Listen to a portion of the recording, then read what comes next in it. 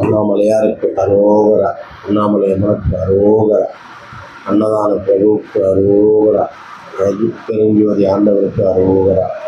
இன்று திருவண்ணாமலை கிரிவலப்பாதையிலே உள்ள சாதுகளுக்கு கோடை காலத்தில், அக்னி நட்சத்திர காலத்தில் கோடை வெயிலின் தாக்கம் குறைய கேட்டைக்கூழ், கம்பங்கூழ், மாங்காய் தொக்கு, ஊறுகாய் போன்றவை இன்றைய அன்னதானமாக வழங்கப்பட்டது. இது தினந்தோறும் நடத்தப்படும் அன்னதான சேவை. இந்த அன்னதான சேவைக்கு சிறப்பு என்னவென்றால், உங்களது பிறந்த நாள், உங்களது ஜென்ம நட்சத்திர நாள், உங்களது வீட்டில் உள்ள முதியவர்களின் திதி, பஞ்சமி திதி, அஷ்டமி திதி, பௌர்ணமி திதி, அமாவாசை திதி, இதுபோல் திதிகளுக்கு யாகம் செய்து உங்கள் பேரில் அர்ச்சனை செய்து அக்ஷய குபேர லிங்கேஸ்வரருக்கு அதை படைத்து அன்னதானம் தந்து அந்த காணொலியை உங்களுக்கு அனுப்பி வைப்போம்.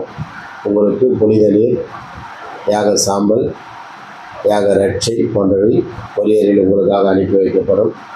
தினந்தோறும் தவறாமல் நடக்கும் இந்த அக்ஷய குபேர லிங்கேஸ்வரருக்கு அர்ச்சனை, அக்ஷய குபேர லிங்கேஸ்வரருக்கு அபிஷேகம், யாகம்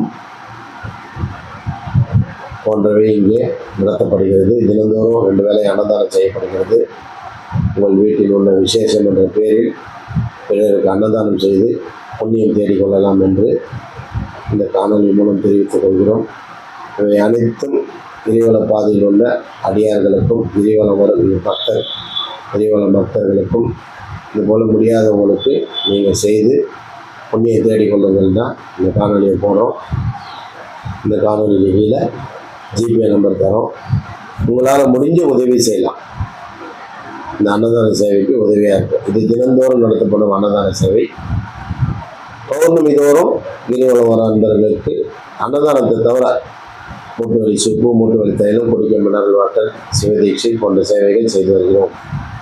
இது தினந்தோறும் அன்னதானம் செய்து வருகிறோம். இதுபோல் ஊனமுற்றவர்களுக்கு அவர்களை தேடி கொண்டு போய் இந்த வாகனத்தில் அன்னதானம் கொடுத்துட்டு வரோம்.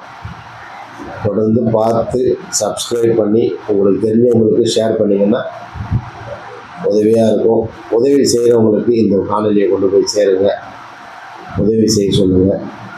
உதவி செய்தால், அன்னதானம் செய்தால் நமக்கு நல்லது தான் நடக்கும்.